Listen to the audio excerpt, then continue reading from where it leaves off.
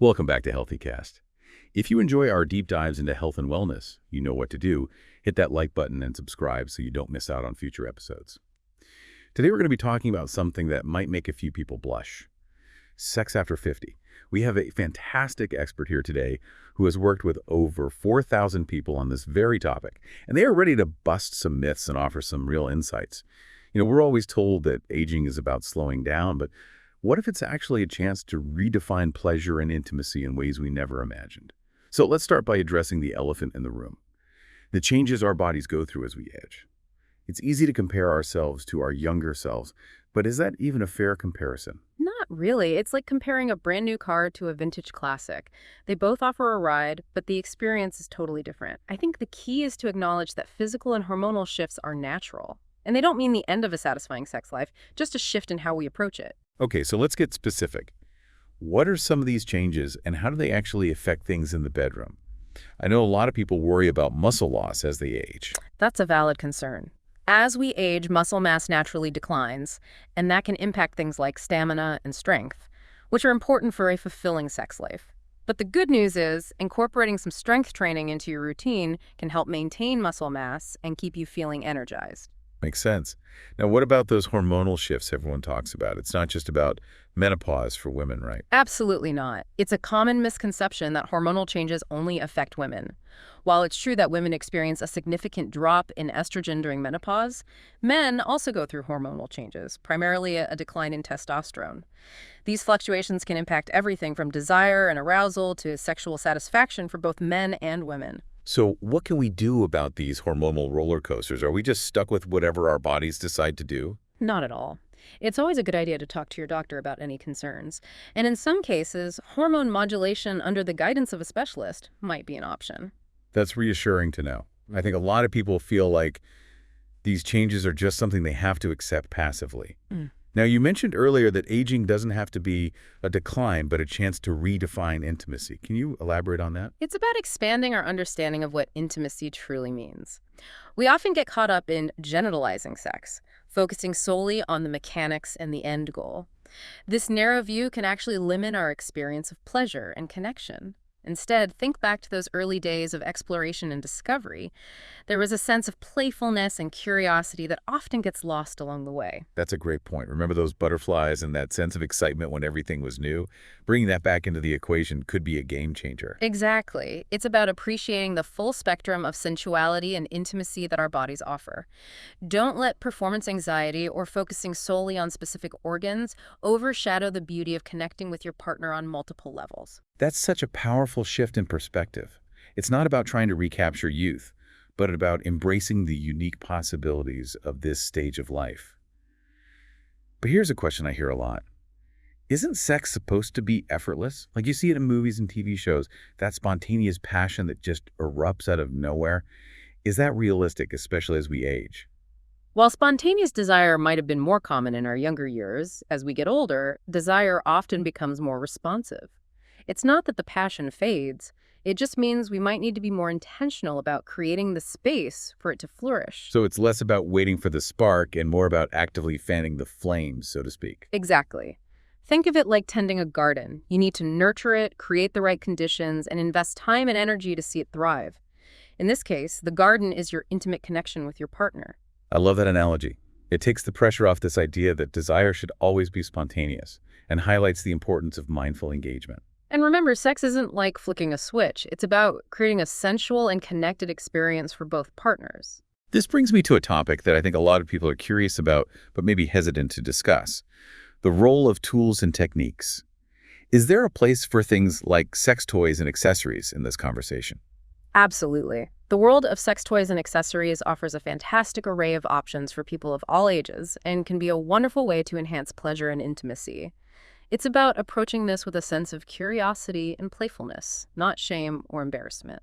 Okay, I'm intrigued. What are some examples that might be particularly helpful for people in this age group? I know a lot of women experience changes in lubrication as they get older. Could toys help with that? For women, vibrators can be incredibly helpful in enhancing arousal and improving lubrication and muscle tone, especially as they navigate the hormonal changes associated with menopause. There's a wide variety of options available, so it's about finding what feels good for you. What about for men? Are there tools that can address some of the changes they might be experiencing? Definitely. For men, something like a penile ring can help maintain erections and prolong ejaculation, which can heighten the experience for both partners. Wow, it sounds like there's a whole world of possibilities out there. It's not just about addressing challenges, but adding a new layer of excitement and exploration to your intimate life. What about those warming and cooling gels I've heard about? Are those worth exploring? Absolutely. They can add a fun and unexpected sensory element to your intimate moments. This is making me realize how much we limit ourselves when we buy into those societal expectations about aging and sexuality. But before we go further down that road, I want to touch on a topic that I know a lot of people have questions about. Sexual stimulants. Things like teas, gels, and even medications that claim to enhance performance. Are those safe and effective options, especially for people over 50? While these options might seem appealing, it's crucial to approach them with caution and always consult with a healthcare professional before trying anything new. Why is that? Overusing sexual stimulants can be harmful, and self-medicating without guidance from a doctor can be risky, especially considering potential interactions with other medications or underlying health conditions. It's always best to prioritize a holistic approach to sexual health that considers your overall well-being. That's a really important point. It's so easy to get caught up in quick fixes, but it's vital to prioritize our health and safety. This makes me curious about natural alternatives for enhancing sexual function. Are there any approaches that don't involve medications or supplements? Absolutely. One incredibly effective and natural method is male pelvic exercises. Male pelvic exercises. I've never heard of those. Tell me more. Think of your pelvic floor muscles like a hammock that supports your pelvic organs. These muscles can weaken over time due to aging, inactivity, or prostate surgery. But by strengthening these muscles through targeted exercises, men can actually improve blood flow to the penis. So it's like strength training for your pelvic floor. Yeah. And that translates to better sexual function. I'm starting to see a theme here, taking a proactive and holistic approach to sexual health as we age. It's not about resigning ourselves to a decline. It's about taking charge and exploring new possibilities. That's the spirit. It's about embracing the journey and finding what works best for you and your partner. Now, before we go any further with this, I do want to circle back to those male pelvic exercises you mentioned. How exactly do those work? What kind of impact can they have? Well, it's all about those pelvic floor muscles. Think of them like a hammock, supporting your bladder, bowel, and importantly for this conversation, the muscles involved in sexual function. So it's like strength training, but for a part of the body we don't usually think about working out. Exactly. Just like any other muscle group, they can weaken over time, whether due to age, inactivity, or even things like prostate surgery. But targeted exercises can strengthen them. And what difference does that make when it comes to sex? While strengthening these muscles can improve blood flow to the penis, which is crucial for achieving and maintaining erections.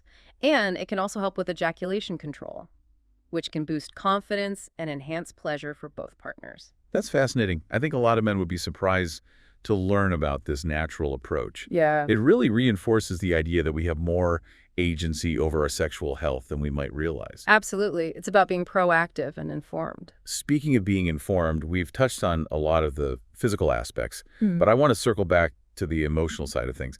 It's easy to get caught up in the mechanics, but intimacy is so much more than that, wouldn't you say? 100%. As we mature, our relationships do too. Our emotional needs evolve, and communication becomes more vital than ever. So what advice do you give couples who might be struggling to talk about their sex lives? Where do they even begin? I encourage honesty and openness. Encourage couples to express their needs and desires, and to really listen with empathy to their partner's feelings, even if they're difficult to hear. Creating that safe, non-judgmental space is key. It sounds like it's about fostering a deeper level of intimacy that goes beyond just the physical act. Precisely. Reassure couples that it's okay to acknowledge changes in their bodies and desires.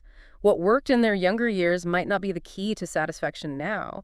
It's about adapting, exploring, and discovering what brings pleasure and connection at this stage of life. And it's an ongoing process, isn't it? Relationships are always evolving. Absolutely. And remind them, intimacy isn't confined to the bedroom. Simple acts like holding hands, cuddling, or giving each other massages, those can go a long way in fostering a sense of closeness and connection that carries over into all aspects of the relationship. That's such a great point. It's about nurturing that bond on multiple levels. We've talked a lot about the individual and interpersonal aspects, but I can't help but think about the broader societal context. It seems like there's still so much stigma surrounding sex and aging. What are your thoughts on that? It's pervasive, unfortunately. There's this outdated notion that as we age, we're supposed to become less sexual, less vibrant.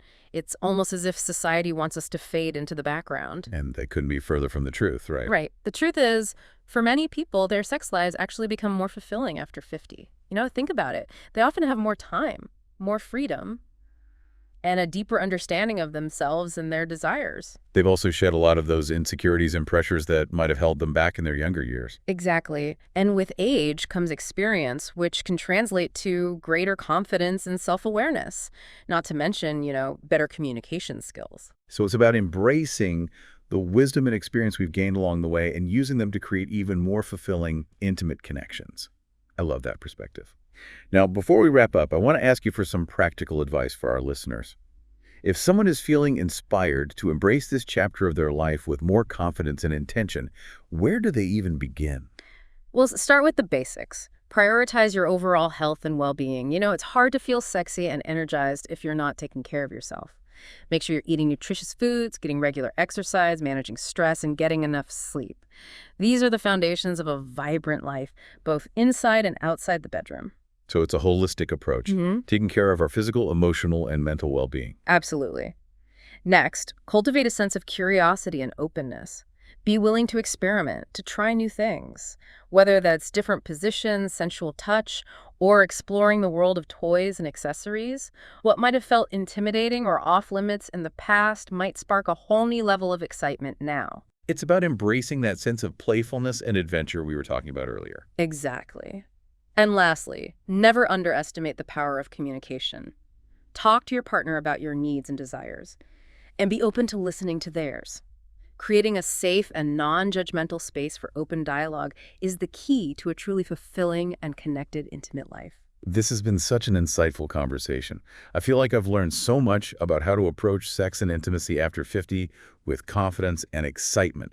I feel like I've learned so much about how to approach sex and intimacy after 50 with confidence and excitement. Me too. So before we wrap things up, I want to make sure our listeners walk away with some key takeaways, the stuff they can actually put into practice. What are some of the most important things you want people to remember about this chapter of life? Well, I think first and foremost, age is just a number. Your capacity for pleasure and connection doesn't have an expiration date. It's all about reframing what intimacy means to you as you move through different stages of life. Yeah, I love that. It's about embracing the journey and finding what works for you now, not clinging to some outdated ideal. Exactly. And remember those physical changes we talked about. They're a natural part of life. It doesn't mean the end of your sex life, just a shift in how you approach it. Don't be afraid to explore new possibilities and adapt to what your body needs. And if things feel challenging or you have concerns, seeking guidance from a healthcare professional is always a good idea. There's no shame in reaching out for support. Absolutely. Now let's talk about communication. It's the cornerstone of any healthy relationship, but it becomes even more crucial when it comes to intimacy as we age. Be open and honest with your partner about your needs, your desires, and any anxieties you might be experiencing. And equally important, listen to your partner with empathy and understanding. Yeah, it's about creating that safe and non-judgmental space where you can both feel heard and validated. Exactly. And remember, intimacy goes beyond the bedroom. Make time for those small gestures of affection. Holding hands, cuddling, giving each other massages.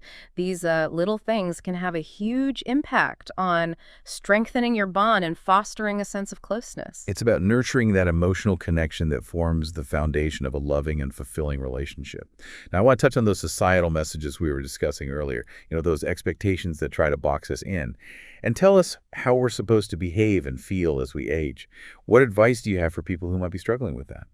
Challenge those outdated notions head on. Just because society might try to tell you that sex is only for the young, don't buy into it. Embrace your sexuality with confidence and pride. You are vibrant, you are desirable, and you deserve to experience pleasure and connection at every age. Yeah, it's about reclaiming our power. Yeah. And refusing to be invisible. Exactly. And never stop exploring. Be curious, try new things, and most importantly, have fun. Intimacy is a journey, not a destination. What a beautiful way to sum it up. I feel so inspired and empowered by this conversation. I hope our listeners do too. Me too.